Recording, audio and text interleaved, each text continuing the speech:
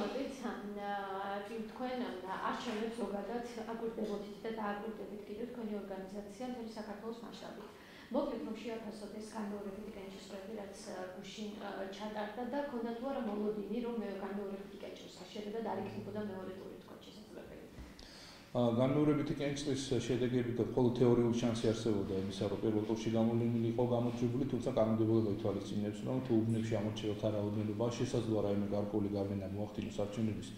შედეგებზე, იქ აუცილებელია, რომ მეორე ტური ჩატარებულიყო. ამ ჩატარებული იყო განმეორებითი კენჭისყრა, თუმცა გუშინმა შედეგებმა კიდევ ერთხელ დაადასტურა, რომ მეორე ტური მათ შორის ამ ორ საარჩევნო ოლქშიც გაიმართება, მნიშვნელოვანია, რომ შაბათს არჩევნები ასევე კანონმდებლობის სრული დაცვით ჩატარდა, თქვენი 20% რაოდენობა განკვირვებლების, საარჩევნო სუბიექტების, ჟურნალისტების წარმომადგენლები ესწრებოდნენ ფაქტობრივად საარჩევნო უბანზე ამორჩეულის ადგილიც არ იყო, იმდენად ბევრი ჩართული მხარე იყო ამ პროცესში ჩართული და მნიშვნელოვანია, რომ იგივე მარგეულში თუნდაც გაიმარჯვა ოპოზიციის წარმომადგენელი, მას ნიშნავს, რომ არჩევნები ნამდვილად სამართლიან გარემოში ჩატარდა, კანონმდებლობის სრული დაცვით ჩატარდა, თუმცა საარჩევნო ადმინისტრაციას დარჩენილ პერიოდში კვლავ მართებს განსაკუთრებული ზოების მიღება, გულისხმობა კომისიის წევრების კვალიფიკაციის საკითხი, რადგან ამ არჩევნებზეც ამ ოთხ არჩევნო უბანზეც სამწუხაროდ კვლავ გამოვლინდა გარკვეული ხარვეზები ამ მიმართულებით და მე ვფიქრობ, რომ საარჩევნო ადმინისტრაცია დარჩენილ დროში შეძლებს კიდევ დამატებითი ტრენინგების ან დამატებითი ღონისძიების გატარებას იმისათვის, რომ უშუალოდ კენჭისყრის დღე მეორე ტური 30 ოქტომბერი იყოს ხედულობაში, ასევე კანონმდებლობის სრული დაცვის იქნება ჩატარებული. და ამ განმეორებითი კენჭისყრასთან დაკავშირებით გითხავთ, ნაციონალური მოსწავლეობის წარმომადგენლის სანდრა რუსის გადაწყვეტილებაზე არ მიიღოს მეორე ტურში მონაწილეობა. მნიშვნელოვანი გახლავთ ის, რომ სანდრა რუსის კანდიდატურა მაინც იღებს ფაქტობრივად არჩევნებში მონაწილეობას, იმიტომ რომ კანონმდებლობა არ ითვალისწინებს მეორე ტურში არჩევნების კანდიდატურის მოხსნას, ის ბიულეტენში მაინც იქნება, მაგრამ რა თქმა უნდა ძალიან დიდი დარტყმა არის ნაციონალური მოძრაობისთვის, რადგან მეორე ტური წინ არის, თქვენ იცით რომ 50 მაჟორიტარული ოფიციალურად 45-ში სწორედ ნაციონალური მოძრაობა უპირისპირდება ქართულ ოცნებას და მათი მხარდამჭერებისთვის, მათი აქტივისტების, მათი ამორჩეულებისთვის ძალიან სერიოზული დარტყმა არის ბუნებრივია. ძალიან სამწუხაროა, რომ ქალაქ სադրამ ასეთი გადაწყვეტილება მიიღო, მაგრამ ეს ნამდვილად დააზიანებს სერიოზულად ნაციონალურ მოძრაობას. ყოველ შემთხვევაში არა მხოლოდ ქალაქ სադրამის ხედულობაში, სხვა პოლიტიკური პარტიის ლიდერებიც, რომლებმაც პარტიები დატოვეს, სხვაგან წავიდნენ, ეს არის პირდაპირ ასე ვთქვათ, ჩემი აზრით, მე არ მოვერიდები ამ თქოს ამორჩეული შეურაცხყოფა მხარდამჭერების აქტივისტების, რომლებმაც ძალიან დიდი შრომა გაწიეს იმისათვის, რომ მათ პარტიას, მათ კანდიდატს წარმატებისთვის მიიღწიათ და მე მეორე ტურის წინ ან არჩევნების შემდგომ აღმოჩნდება, რომ პარტიიდან ლიდერები მიდიან, პარტიები იშლება და ეს ბუნებრივია ძალიან ცუდია და სამწუხაროდ თავად პოლიტიკოსები ძალიან დაბალ პოლიტიკურ კულტურაზე მეტყველებს. თქვენ აღნიშნეთ, რომ მიუხედავად იმისა, რომ ის უარს ამბობ, ბიულეტენში მაინც იქნება. შესაბამისად ამ ოფიციალურად შეუძლია შეხაზოს ამ შემთხვევაში რა ხდება. ბუნებრივია, თუ აღმოჩნდა, რომ ქალაქები სანდრა გაიმარჯვებს მეორე ტურში, მიუხედავად ამისა, მას ჩვეულებრივად მიენიჭება მანდატი, ისიც არის ასევე პარტიულ სიაში და მაშინ პარტიულ სიაში მოხდება ჩანაცვლება, მაგრამ თუ გამარჯვებული კანდიდატი უარს იტყვის საპარლამენტო მანდატზე, მაშინ უკვე უნდა ჩატარდეს შუალედური არჩევნები, ხელახლა რომელიც ჩატარებასაც უკვე კანონმდებლობა ითვალისწინებს უკვე აპრილის თვეში, თუმცა მე დარწმუნებული ვარ, ასეთ რამ არ ხდება. და იმ შემთხვევაში, თუ შუალედური არჩევნების ჩატარება ხდება საჭირო. რატომ არ აქვს თავში პოლიტიკოსებს იმის უფლება, რომ იმ შემთხვევაში ისინი ითვლენ უარს, გარკვეული დროით ადრე, მეორე ტურამდე, რომ მოიხსნას მათი კანდიდატურა და ვახტანგ ხმალაძეს ვესაუბრებ ამ თემაზე, რომელიმე კვირის წინ და სწორედ საუბრობდა, რომ ცესკო თავის თავზე იგებს კანონს და რეალურად ამდენი ლაურების საშუალებას კანონი არ აძლევს. ხო, საარჩევნო ადმინისტრაციის დადანაშაულება ამ ხრივ ძალიან გაუგებარია ჩემი აზრით, იმიტომ რომ კანონმდებლობა სასახად განსაზღვრავს და იცნობს კანდიდატურის მოხსნას კენჭისყრის დღემდე 10 დღით ადრე, რადგან იცით თქვენ მე 10 დღით ადრე უკვე საარჩევნო სიებიც იკეტება, ასე ვთქვათ, იმიტომ რომ ბეჭდის პროცესი მიმდინარეობს და მიუხედავად კანდიდატურის მოხსნისა ის ბიულეტენში მაინც რჩება, იმიტომ რომ ბეჭდის პროცესი ასე ვთქვათ დაწყებულია. და კანონმდებლობა მეორე ტურზე ასეთ რამეზე საერთოდ არ იცნობს ასეთ შემთხვევას. და რაც ყველაზე მთავარია, კანონის რატომ არის ეს მექანიზმი, ერთგვარი დაცვის მექანიზმი მეორე ტურისთვის, რომ თუ მეორე ტურში გადასულმა ორმა კანდიდატიდან ერთმა მოახერხა რაიმე ფორმით მეორეს დაშინება, მოსყიდვა, შეიძლება რაიმე კიდე უფრო დიდი უბედურების მოხდენა, ეს იმას ნიშნავს, რომ ის არჩევნებში პრაქტიკულად გამოცხადება გამარჯვებულად. ამიტომ მან უნდა იცოდეს, რომ რაც არ უნდა გააკეთოს, მას მაინც უწევს არჩევნებზე, ასე ვთქვათ, წასვლა და მეორე ტურში მონაწილეობის მიღება. ანუ ფიქრობთ, რომ შესაძლებელია მისი განცხადება იყოს ხელოვნური, იმიტომ რომ თუ მაინც მონაწილეობს არჩევნებში, შესაძლოა ფიქრობთ თუ არა? ხო, მე არ გონია რომ ეს თქვა ერთგვარი პოლიტიკური ფანდი იყოს, რომ ქართული ოცნებას თქვა მოეშვას და ჩათვალოს, რომ მას ასეთი ძლიერი კონკურენტი აღარ ყავს და აღარ აქვს მნიშვნელობა 30-ში. რამდენი მათი მხარდამჭერი მოვა, რამდენ მხარდამჭერს მოიყვანენ და მობილიზებას გააკეთებენ და ასე შემდეგ. ბუნებრივია, თუმცა კიდევ მეორე ამორჩეულად ჩვეულებრივად აქვს უფლება შემოხაზოს ანდროულოსის კანდიდატურა და ბუნებრივია თუ ასეთი რამ მოხდებოდა ის მოიგებს არჩევნებს, ის ჩვეულებრივად გამოცხადება გამარჯვებულად. თუ ამის მერე ის იტყვის, რომ მისთვის მიუღებელია მაინც ასეთი სახის გამარჯვება და ასეთი მანდატი, კიდევ მეორე, მაშინ უკვე უშუალედური არჩევნები უნდა ჩატარდეს, როგორც ჩატარდება ეს უკვე 2017 წლის აპრილში, იმიტომ რომ ასე იცნობს კანონმდებლობა, ბუნებრივია ხელახალი კენჭისგან ახალი არჩევნები, ამ არჩევნებისთვის უკვე პროცედურები აღარ მოხდება, ხელახლა დაიწყება ყველა პროცედურები, ოღონდ ეს მოხდება უკვე 2017 წელს. და პირველ ტურის დასრულების შემდეგ ერთ-ერთი მთავარი თემა საკონსტიტუციო ცვლილებებზე იყო საუბარი და დღემდე ეს თემა არის განხილვის საგანი, უმრავლესობა, საკონსტიტუციო უმრავლესობა და ასე შემდეგ. და საუბარია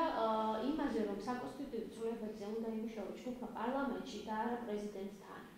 თქვენი შეფასება ამასთან დაკავშირებით და შესაძლებელია თუ არა პრეზიდენტის ჩართვა. უმრავლესობა აცხადებს, რომ პრეზიდენტის ჩართვა მხოლოდ ვეტოს უფლებით შესაძლებელია მოხდეს. პირველ რიგში რაც უნდა ითქვას და მით უმეტეს კალატოვის ანდრას განცხადების მერე მე დარწმუნებული ვარ ქართულ ოცნებას არც ერთი მანდატის მოგების პრობლემა ნამდვილად აღარ ექნება და ეს იმას ნიშნავს, რომ მას გარანტირებული იქნება საკონსტიტუციო უმრავლესობა, ბუნებრივია საკონსტიტუციო უმრავლესობა იძლევა შანსს იმისას, რომ კონსტიტუცია ვინმე საკუთარ ხრებზე ასე ვთქვათ მოირგოს, თუმცა ის რაც უქნა ნაციონალურ მოძრაობას საქართველოს კონსტიტუციას, ამისთვის ნამდვილად ალბათ ერთ-ერთი პოლიტიკური ძალა ვერ უზომს და პირიქით სწორედ ის კონსტიტუცია არის დასაბალანსებელი. რაც შეეხება ფორმატს, მე დარწმუნებული ვარ, რომ უმრავლესობას ეყოფა რესურსი ხელისუფლებას, რომ შეიქმნას არა მხოლოდ საპარლამენტო კომისია, ისეთი ფორმით, როგორც მაგალითად მანამდე არსებობდა და ბატონი დავითი ხელმძღვანელობდა უსუფაშვილი და სამწუხაროდ იმ კონსტიტუციამ შედეგს ვერ მიაღწია, იმიტომ რომ მაშინ ოცნებას არ ჰქონდა რეალური რესურსი საკონსტიტუციების გატანის ნაციონალური მოძრაობის ხარდაჭერის გარეშე და ფაქტობრივად ყველა საკითხი, რაზეც სამუშაო ჯგუფები მსჯელობდნენ და მეც და ჩვენი ორგანიზაციაც ამ პროცესში ჩართულები ვიყავით, პირდაპირ იყო პოლიტიკური ვაჭრობისაგან ნაციონალურ მოძრაობასთან და ისინი ბევრ რამეზე არ დათანხმდნენ და ამის გამო შედეგი სამწუხაროდ არ დაიდო. ახლა არავის კონსენსუსი არ დაჭირდება ქართულ ოცნებას, მაგრამ ფორმატი უნდა იყოს რაც შეიძლება ფართო. მათ შორის პრეზიდენტის ჩართულობით, სამოქალაქო სექტორის ჩართულობით, პოლიტიკური პარტიების ჩართულობით, იმიტომ რომ ჩვენ ასად არ გვიჩქარება და რაც უფრო ფართო ჩართულობა იქნება, თუმცა აქ იგულისხმება მექანიზმი, როგორი იქნება. შესაძლოა პროდუქტი დაიდოს არაერთ საკითხთან მიმართებაში, არაერთ ინსტიტუციასთან მიმართებაში და გადაწყვეტილება მერე უნდა მიიღოს ბუნებრივია პარლამენტმა. ყველა შემთხვევაში პრეზიდენტი ჩაერთვება თუ ვინმე სხვა, საბოლოო ჯამში გადაწყვეტილება უნდა მიიღოს პარლამენტმა და რა ფორმულირებასაც და რა ცვლილებებსაც პარლამენტი დაუჭერს და მისი საკონსტიტუციო უმრავლესობა სწორედ ის იქნება მიღებული. რადგან პრეზიდენტის ჩართულობა მე ვფიქრობ მნიშვნელოვანი იქნება როგორც ინსტიტუციის, თუ რეალურად რესურსი არსებობს იმისა, რომ პრეზიდენტის ინსტიტუტი, არჩევის ინსტიტუტი რეალურად გაუქმდეს, ეს მათ შორის ჩემი აზრით იქნება მნიშვნელოვანი ნაბიჯი, იმიტომ რომ ჩვენ არ ვართ საპარლამენტო რესპუბლიკა და ერთადერთი და ყველაზე მნიშვნელოვანი ჩვენ გაგვანსხვავებს კლასიკური საპარლამენტო რესპუბლიკიდან არის ის, რომ პრეზიდენტს ირჩევს მოსახლეობა და არა პარლამენტი, როგორც ეს ყველა დემოკრატიულ ქვეყანაში. საფრთხე იმისა, რომ პარლამენტმა დანიშნოს პრეზიდენტი, რაზეც არის საუბარი, ასეთ საფრთხეს ევროპული ქვეყნები არ იცნობენ, იმიტომ რომ პარლამენტში არა მხოლოდ უმრავლესობა, არამედ გაცილებით ფართო ფორმატმა შეიძლება აირჩიოს პრეზიდენტი და ყველა პოლიტიკური ძალის რესურსი იყოს გამოყენებული და ასევე შეიძლება ჩართული იყოს არასაპარლამენტო ოპოზიცია და ამრჩევთა საბჭო გაკეთდეს და ასე შემდეგ. ბევრი მექანიზმი შეიძლება იყოს მოფიქრებული, რადგან მე ვფიქრობ, რომ ის რესურსები ფინანსური პირველ რიგში, რაც იხარჯება პრეზიდენტის არჩევნებისთვის, არ არის შედეგიანი და ეფექტიანი, რადგან პრეზიდენტს აღარ აქვს ის უფლებამოსილებები, რომ ის ღირსი იყოს ასეთი ფართო მანდატის, რასაც ამორჩეულთა ხმების მიღება ქვია და მით უმეტეს 50%-იანი ბარიერი და სხვა შემთხვევაში ჩვენ შეიძლება ასევე საპრეზიდენტო არჩევნებზე დავხვიდეს მეორე ტური 2018 წელს და ასე შემდეგ. თავარი არის ერთი, რომ სამოქალაქო საზოგადოებამ და ჩართულ მხარეებმა აღარ უნდა მივცეთ საშუალება ხელისუფლება წყალებში იმისა, რომ მას საკუთარ პოლიტიკურ ინტერესებზე მოიგოს საქართველოს კონსტიტუცია. ამ მხრივ მე ვერ ვხედავ საფრთხეს კონსტიტუციურ უმრავლესობის, პირიქით თუ საქართველოს ხელისუფლებას და ამ შემთხვევაში მართლ პარტიას ექნება საკონსტიტუციო უმრავლესობა, ეს გაცილებით მეტი პასუხისმგებლობა არის ქვეყნის წინაშე და გაცილებით მეტი რესურსი არის იმისა, რომ მათ სწორი პოლიტიკა გაატარონ და კიდევ მეორე სამოქალაქო სექტორმა და საზოგადოებამ, პოლიტიკურმა ძალებმა ბუნებრივია ყველაფერი უნდა გავაკეთოთ იმისათვის, რომ ეს რესურსი არ იყოს პარტიული და ვიწრო ინტერესებისთვის გამოყენებული. თქვენ აღნიშნეთ შენიშვნები, რაც გააქვთ ხარვეზები CSKOS-თან 52-ში კალდება თუ აფსტები მეორე ტურები და რომ შეგიძლიათ თუ არა დავისახელოს ძირითადი პრობლემები, რასაც CSKOS-მ ამ შემთხვევაში უნდა მიაქციოს ყურადღება და რასაც ოპოზიცია ამახვილებდა ყურადღებას არის ის, რომ შეგნებულად ხდებოდა თქვა ხელმოწერის გამოტოვება, ბეჭდის დარტყმით გამოტოვება, ეს იყო თუ არა რა ტიპის პრობლემებია ძირითადად? ეს იყო პროცედურული დარღვევები ძირითადად სხვა ორგანიზაციების და ასევე ჩვენი ორგანიზაციაც სწორედ ამ საკითხებზე ამახვილებდა ყურადღება. ზოგიერთ შემთხვევაში სამწუხაროდ ფაქტებით გავრცელდა თქვენ ვიდეო მასალა და მე დარწმუნებული ვარ CSKOS და სამართალდამცავი ორგანოებიც ავემართულებთ იქნებიან, ასე ვთქვათ, ძალიან მკაცრები კანონმდებლობის თვალსაზრისით. კვალიფიკაციის პრობლემა სამწუხაროდ კვლავ რჩება საარჩევნო ადმინისტრაციის პრობლემად, რადგან იცით თქვენ დაახლოებით 50000-მდე ადამიანი არის ხოლმე ამ პროცესში ჩართული.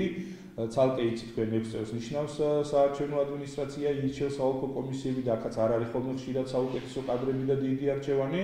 და სამწუხაროდ იცით თქვენ ასევე პოლიტიკური პარტიები ნიშნავენ 7 წელს და მათი მხრიდანაც მათი დანიშნული წევრები ყოველთვის მაღალი კვალიფიკაციით არ გამოირჩევიან. საარჩევნო ადმინისტრაცია უამრავ ტრენინგს ატარებს ამ მიმართულებით, თუმცა უშუალოდ არჩევნებამდე ხშირად ხდება კადრების ცვლილება და როტაცია, ასე ვთქვათ, და პარტიები მერე უფრო არჩევნებთან ახლოს ნიშნავენ ახალ წევრებს, რომლებსაც ასევე ჭირდება დამატებითი ტრენინგები. ამიტომ მე ვფიქრობ, რომ ამ არჩევნების ეს ბუნებრივია ვერ მოესწრება, მაგრამ საარჩევნო ადმინისტრაციამ აუცილებლად უნდა შემოიღოს სერტიფიცირება არასავალდებულო, არამედ სარეკომენდაციო წესით საუბნო საარჩევნო კომისიის წევრებისთვის. ყველა საარჩევნო ოლქში 24 საათის განმავლობაში უნდა იყოს საშუალება იმისა, რომ დაინტერესებული მოქალაქე მივიდეს, ეს გამოცდა ჩააბაროს, სერტიფიკატი აიღოს. და გასამართლე არაფერი არ არის, პირდაპირ შეიძლება ოლქებს მიეცეთ რეკომენდაცია, რომ წარდგენილი კანდიდატურებიდან აირჩიონ ისინი, ვისაც აქვთ სერტიფიცირება გავლილი და ასევე პარტიას მიეცეთ რეკომენდაცია, რომ სერტიფიცირებული და კვალიფიციური ადამიანები წარდგენონ საარჩევნო ადმინისტრაციაში, რადგან ისინი აფუჭებენ არამხოლოდ მისი წარდგენის და პარტიის საქმეს და იმის, არამედ მთელი საარჩევნო კამპანიის და